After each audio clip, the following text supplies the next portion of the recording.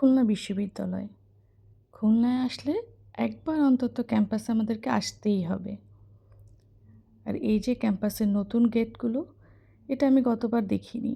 এবারই প্রথম দেখছি। তখন দেখেছিলাম কনস্ট্রাকশন চলছে। বেশ সুন্দর লাগছে এখন। আর ওই যে শহীদ মীর মুগ্ধ তরুণ। নতুন করে বলার তো আসলে কিছু নেই। মুগ্ধ খুলনা ভার্সিটির একজন স্টুডেন্ট ছিলেন। সেদিন ছিল রমজানের লাস্ট দিন। তার মধ্যেও আমরা রোজার সময়ও আমরা একবার গিয়েছিলাম ভার্সিটিতে দেখতে। শুনশান নীরবতা ছিল চারিদিকে। এতটা নীরব ক্যাম্পাস আমি আসলে কখনো পাইনি। কোনো মানুষজন নাই, একেবারেই নাই। গেটের কয়েকজন গার্ডের সাথে সামান্য কিছু গল্প করা, পুরনো আলাপ পরিচয়, সেই সূত্রে আর কি।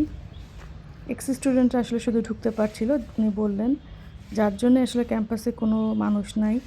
আর স্টুডেন্টরা তো এখন সবাই বাড়ি গেছেন।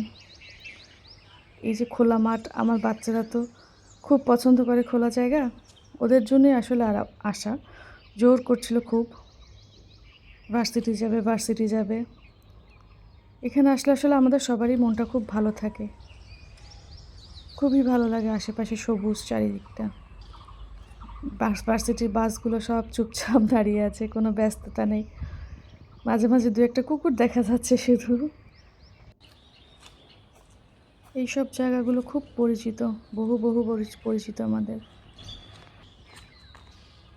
এবার খুলনা ভার্সিটির মাঠে প্রথমবারের মতো ঈদের জামাত অনুষ্ঠিত হবে। এই যে আমাদের একাডেমিক বিল্ডিংগুলো, এই যে লেকের সাইড দিয়ে যে রাস্তাটায়, এটা যে কতটা শান্তির একটা জায়গা।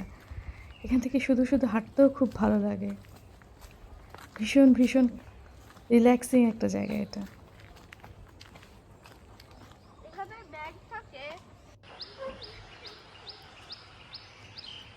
কত স্মৃতির এই বাসগুলো আমাদের।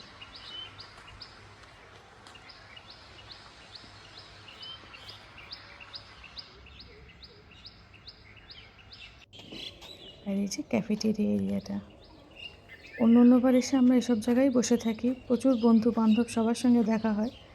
কিন্তু এবার আসলে কেউকে দেখলাম না, কোনো মানুষজনই নাই, একদম ফাঁকা। আর সেদিন প্রচণ্ড গরম ছিল, প্রচণ্ড মানে প্রচণ্ড।